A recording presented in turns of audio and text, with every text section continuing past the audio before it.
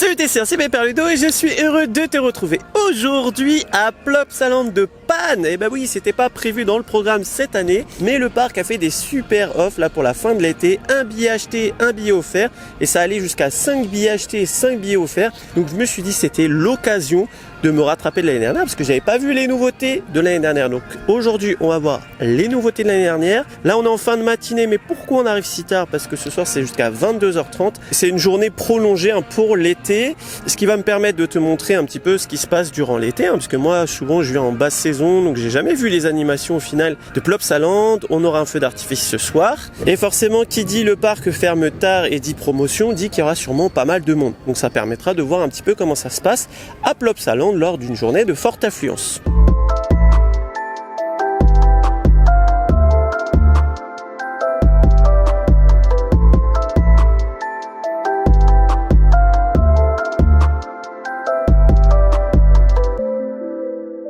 Comme on arrive à presque midi, on commence par la zone Mayaland, c'est tout de suite à l'entrée, car là on va avoir le buffet à midi et demi, donc ça je te le montrerai dans une prochaine vidéo, le buffet de l'hôtel, tu peux manger le midi. Et du coup dans cette zone, c'est très axé pour les enfants, c'est en intérieur, tout est adapté, et au moins comme ça quand il pleut, t'es à l'abri. On va faire un toboggan comme à Winoland, mais ici regarde, c'est des espèces de paillassons, il faut mettre ses pieds dedans, alors je sais pas si c'est mieux ou pas, on va voir ça. C'est bizarre. Allez. Je glisse pas. Ouh. Oh la vitesse d'un coup là. Ouh. C'est pas mal au final. Trop bien. Eh bien c'est validé cette petite zone, donc bien sûr je ne suis pas la cible, mais au final le petit tour de toboggan c'était bien sympa, et je trouve que c'est ce qui manque dans beaucoup de parcs d'attractions, des lieux en intérieur. Alors il est vrai que quand tu viens dans un parc d'attractions, c'est aussi pour faire une activité en plein air, mais quand il pleut, eh bien t'es bien content d'avoir ce genre de zone, donc je trouve que c'est une force pour Plopsaland, sachant que c'est un parc qui ouvre à l'année. Et j'aimerais aussi revenir sur notre arrivée. On est arrivé pourtant assez tard et il y avait beaucoup de personnages qui nous accueillaient et on pouvait faire des photos avec eux. Donc ça, je trouve que ça te met direct dans le bain, ça j'aime beaucoup. Et aussi, je trouve que c'est l'une de mes entrées préférées car beaucoup de parcs, c'est des allées, ça va tout droit. Là, c'est une grande place, c'est ouvert. En fait, ça t'ouvre un peu les bras, venez chez nous, tu vois. Je trouve que c'était assez cool. Et il y a mine de rien, si tu regardes, pas mal de détails. Bon, on sort du restaurant. Regardez qui on voit. On voit Maya. Ouais, salut. Salut.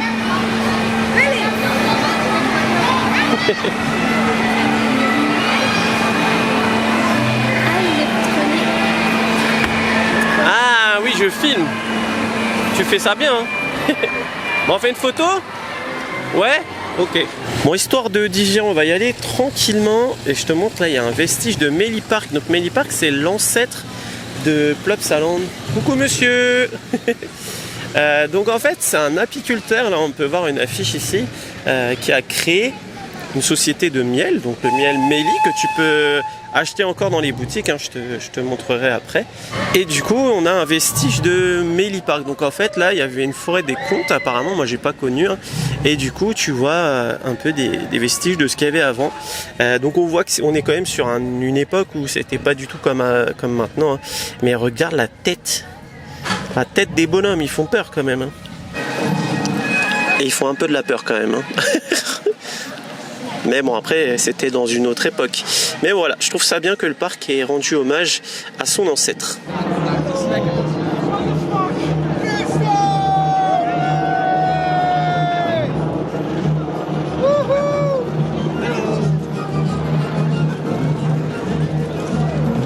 Ouais, sans flyer.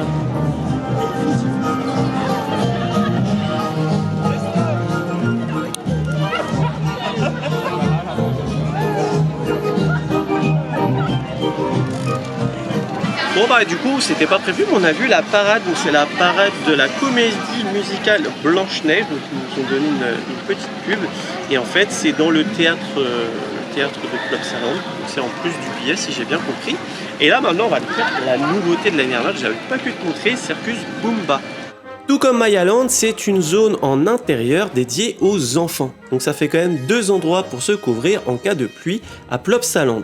On avait espéré qu'il fasse frais à l'intérieur parce qu'il faisait quand même chaud le jour de notre visite et malheureusement c'est pas climatisé, c'est même pas aéré, enfin il faisait très chaud, c'était très étouffant à l'intérieur malheureusement.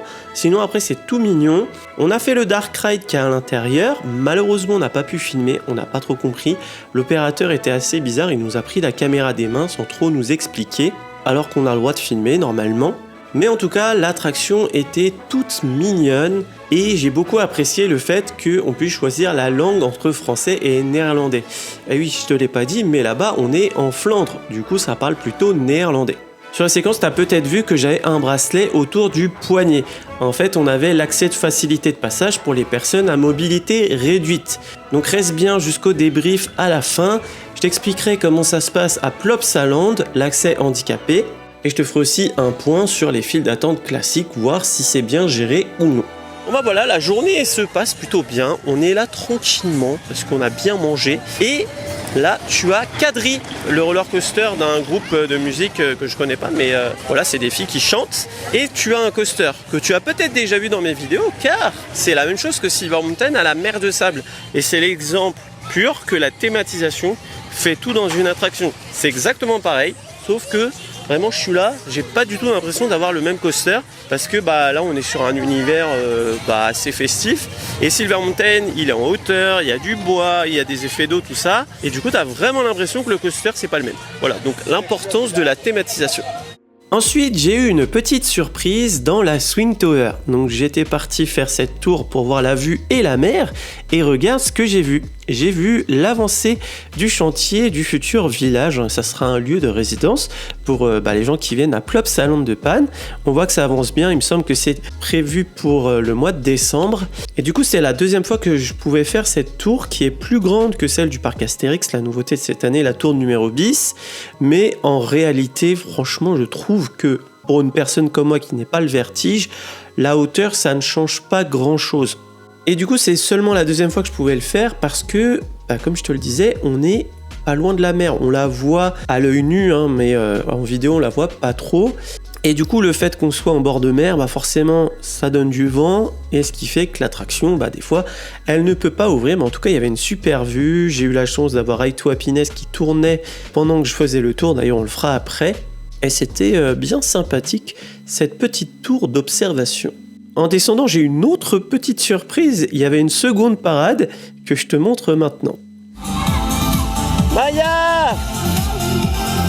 Salut Maya!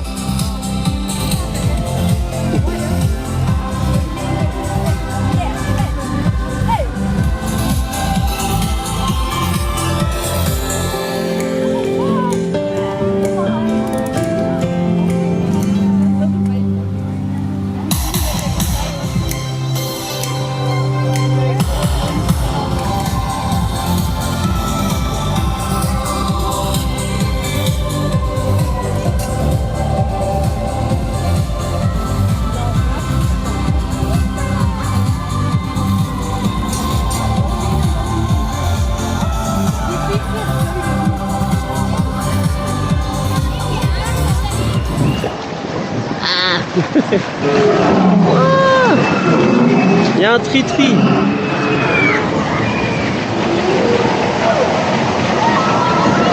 J'aime bien quand ça se croise les attractions. Ouah, on est dans un volcan.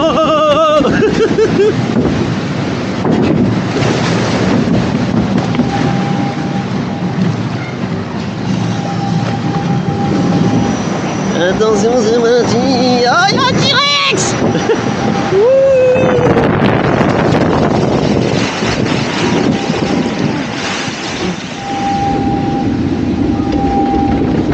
Oh là là là là là là là là. Wow, wow, wow, wow. Oh, il y a des chauves-souris. Oh, il fait chaud là-dedans. Oh la vache.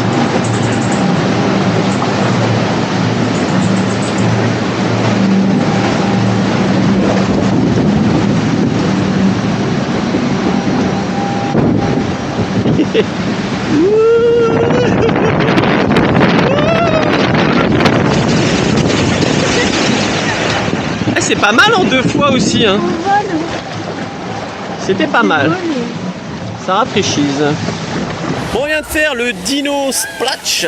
Donc c'est la première fois que je le faisais parce qu'à chaque fois que je viens à Plopsa, soit il fait pas très beau, soit c'est Noël. Et c'était cool. Alors malheureusement, vaut mieux mettre du coup, je pense, les petits devant, les grands derrière. On était serrés, du coup on n'a pas trop profité de l'expérience parce que on était un petit peu à essayer ça aille bien. C'est pas mal, hein, franchement, il y a une belle thématique.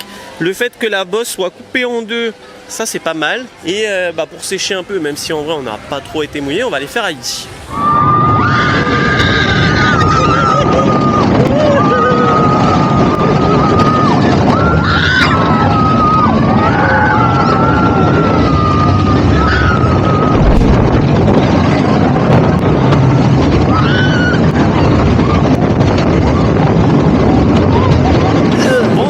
D'aller faire The Ride to Happiness, mon coaster préféré. Donc ça fait un petit moment que je l'ai pas fait. Là il fait chaud, donc je pense qu'il va être plutôt pas mal. Et ici je suis dans le siège test que tu veux faire avant de rentrer dans l'attraction. Donc en fait tu peux vérifier si ta corpulence correspond à l'attraction. Donc là tu vois ça ferme facilement.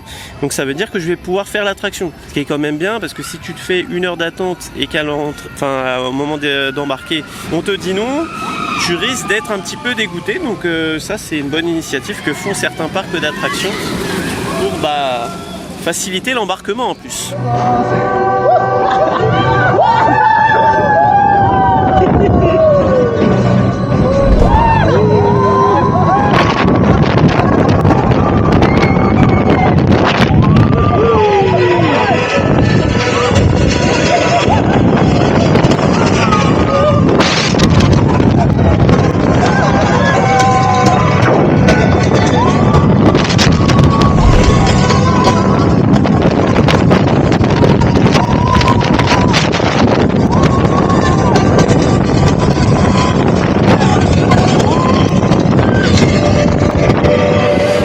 Je t'ai parlé qu'on pouvait acheter du miel Mélie dans les boutiques. Donc là, c'est une petite vitrine qu'ils ont fait à l'entrée principale, enfin dans la boutique de l'entrée principale.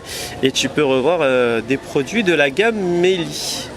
Voilà, c'est sympa, je trouve, de garder un peu ses origines. Bon, celui-là, il est trop stylé. C'est trop le meilleur. Mais tu vois, t'as plein de trucs Mélie. Bon, il y a vraiment toutes les licences partout ici. T'as même Boomba, Maya ou encore Kadri en glace.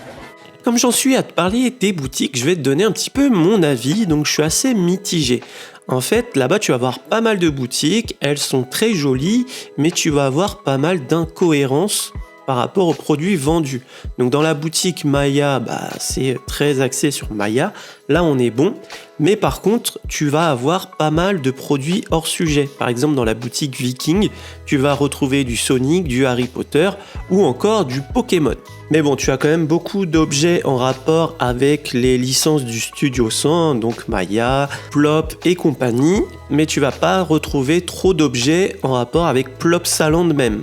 Après notre tour des boutiques sur la place de Plopsaland, donc quand tu arrives sur le parc, il y avait encore une animation, donc vraiment c'est très animé, j'ai l'impression. L'été là-bas, à Plopsaland, là il y avait tout plein de personnages, tout plein de danseurs, il y avait tout plein de danses et compagnie sur l'univers de tout plein de personnages des Studios 100. Donc nous, la majorité, on les connaissait pas, hormis peut-être Maya, mais je pense que du coup, si tu connais les licences, t'es encore plus dans l'ambiance que nous sur ce petit spectacle qui était vraiment très sympa. Bon histoire de se reposer un petit peu parce que mine de rien c'est fatigant. On a vu les petits personnages, ça c'était très bien. Et là on se fait un petit tour de train. C'est l'une de mes attractions préférées dans tous les parcs, j'aime bien, tu t'assois, tu fais le tour du parc. T'as un panorama qui change de la balade à pied. Et puis tu découvres des choses des fois. Ouais, il y a Heidi.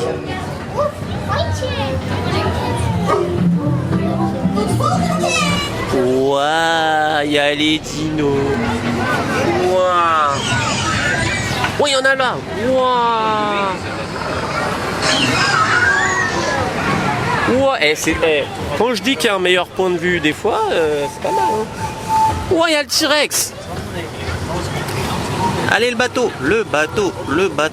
Il n'y a pas de bateau. Ah si. Bon, par contre, je suis un peu déçu. Il n'y a pas la musique on cherche un trésor. D'habitude on l'entend là-dedans. Mais en tout cas, on voit pas mal de Nino. Ça c'est pas mal. Je pense qu'au final tu vois tout l'univers du parc en une attraction. Yeah, Kadri.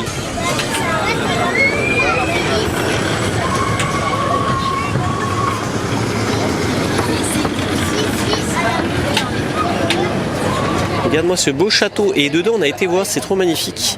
Ça fait un petit peu salon de thé. Bon c'est bête qu'on ait trop mangé mais peut-être une prochaine fois.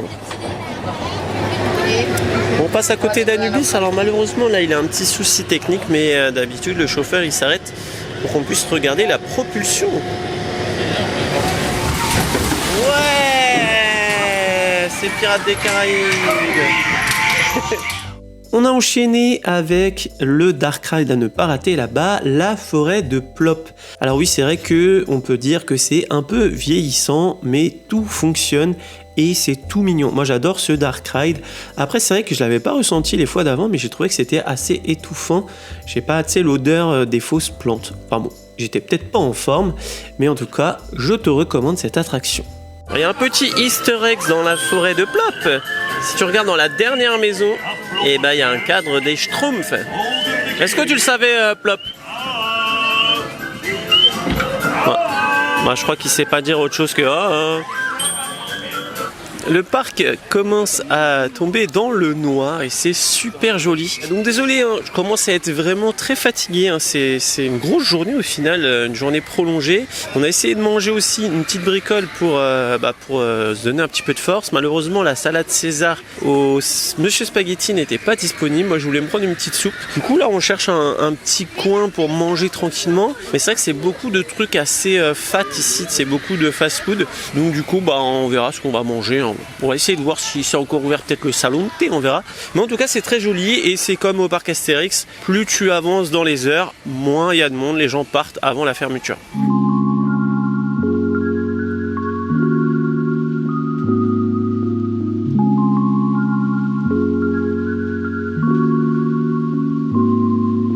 Bon, il y a peut-être un bon plan ici. On a trouvé vers le Splatch une boutique qui s'appelle Outlet et tout est à moins 50%. Donc bon, c'est principalement des choses qui n'ont pas de rapport avec le parc, hormis peut-être là ici les quadrilles, mais ça peut être intéressant quand même.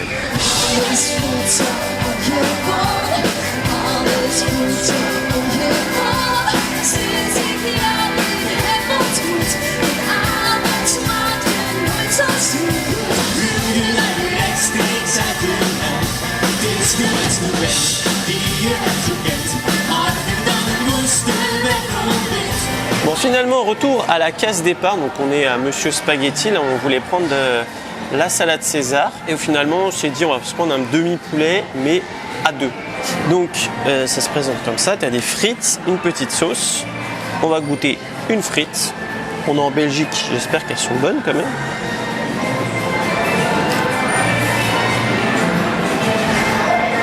C'est bien chaud. Mais ça va, elles sont bonnes. On va goûter un petit bout de poulet. Donc je trouve ça bien quand même que à 22h tu puisses encore manger un vrai plat. Donc il y a pas mal de restaurants qui ferment tout ça. Bon, ici il manquait des choses, mais un poulet à 22h c'est quand même pas mal. Ah oui, on a vu le petit spectacle aussi, il y a un concert. En fait c'est hyper animé Plopsaland de l'été. Donc ça peut être un bon plan. Hein.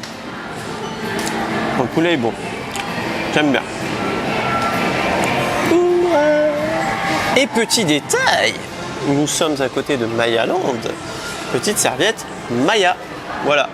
Donc là au final on mange et puis après il y aura le feu d'artifice. Eh bien c'était une super journée à Plopsaland de Panne, donc c'était la première fois pour moi l'été et je pense qu'on est sur un super bon plan. Donc nous on a eu l'offre un billet acheté, un billet offert, mais bon de base le billet est à 48,50 €, donc je trouve que quand même c'est assez correct pour la qualité du parc et une amplitude horaire de 10h à 22h30. D'autant plus qu'il y avait beaucoup d'animations sur le parc, donc je pense que Plopsaland de Panne c'est sympa à faire durant l'été. Non, par contre, 10h, 22h30, c'est quand même une sacrée journée, on marche toute la journée. si tu habites pas à côté comme moi, c'est peut-être mieux de penser à un hôtel la veille, comme ça, tu es à proximité du parc. En tout cas, le parc est très joli et avec tous ces personnages qu'on a pu rencontrer durant la journée, ça m'a donné envie de découvrir la licence Studio 100. Parce que c'est vrai qu'à part Maya l'abeille, j'étais un peu perdu. Donc je te rassure, hein, tu peux visiter le parc sans forcément connaître les licences, mais je pense que si tu connais la licence, tu es encore plus immergé dans l'univers du parc. Je trouve que c'est un bon parc qui s'est alterné entre les attractions à sensations et des attractions pour tout le monde. Et j'ai trouvé mon compte là-bas. Tu le sais, hein, moi je ressens pas de sensations dans les attractions à sensations fortes, donc du coup je vais plutôt y trouver mon compte, on va dire dans la forêt de Plop, le train qui fait le tour du parc. Moi c'est ce que j'aime dans les parcs, c'est l'immersion, la déconnexion du quotidien. Mais pour autant, on peut se faire une petite attraction à sensation entre les deux. Donc sur l'attraction Heidi the Ride, hein, moi j'aime beaucoup ce petit wooden coaster. Il est costaud mine de rien par rapport à sa petite taille. Il est confortable pour une attraction en bois. Et Ride to Happiness, hein, je pense que ça reste quand même mon coaster préféré. Je dis quand même parce que j'ai trouvé qu'il vibrait un petit peu plus que la fois d'avant. Mais bon voilà, je l'ai fait en fin de journée, j'étais peut-être aussi un petit peu fatigué. Mais ça reste une très bonne attraction et j'ai même l'impression que la file d'attente, la fois d'avant quand je l'avais fait à Noël, il y avait pas mal de choses qui ne fonctionnaient pas. Là, il y avait des choses qui refonctionnaient, donc c'est un très bon point. Comment ça se passe après sur la gestion des attractions?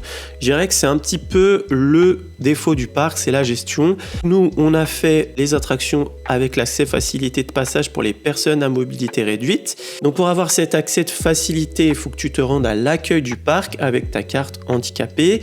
Sur le site du parc, il y avait écrit qu'il fallait un mot du médecin. Nous, on n'en avait pas et ils nous ont fait quand même l'accès facilité. Donc de ce qu'on a compris, je crois que tu peux pas être seul à visiter le parc. Moi j'ai dû remplir une décharge comme quoi j'étais responsable de la personne détentrice de la carte et en gros c'était à moi de gérer sur toute la journée. Donc je pense que si tu n'as pas d'accompagnateur, tu peux pas faire l'attraction. Si quelqu'un sait, dites-moi ça dans les commentaires, mais c'est vrai que c'est assez flou sur ça là-bas.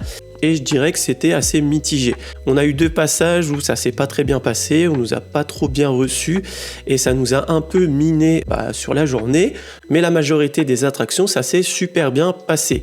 Après, sur l'accès par la file d'attente classique, je dirais que c'est plutôt pas mal, hein. Il n'y avait pas de grosses attentes, on va dire, par rapport au monde qu'il y avait sur le parc, hormis peut-être sur les bûches où les embarcations n'étaient pas remplies. Donc il y a peut-être un petit point à améliorer sur ça.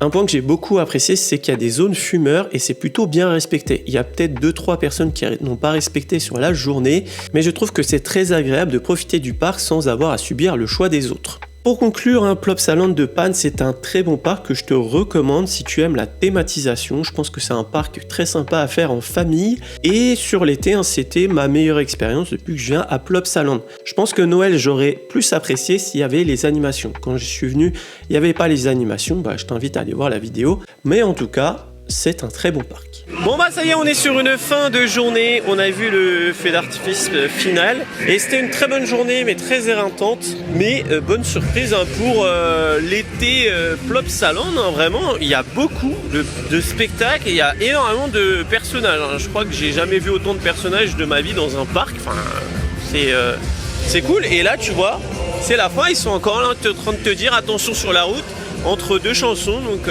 moi j'ai bien aimé la journée. Donc dis-moi dans les commentaires ce que t'en as pensé, ce que tu penses toi de l'été à Plopsaland, ce que tu penses de Plopsaland. Si tu aimais la vidéo, n'oublie pas de la liker, ça fait toujours plaisir et ça fait vivre la chaîne. Si tu découvres la chaîne grâce à cette vidéo, n'oublie pas de t'abonner juste en dessous, il y a un petit bouton. Et si on parle des parcs d'attractions et tout ce qui est lié au divertissement toutes les semaines. Sur ce, il me reste plus qu'à te faire des bisous et bim.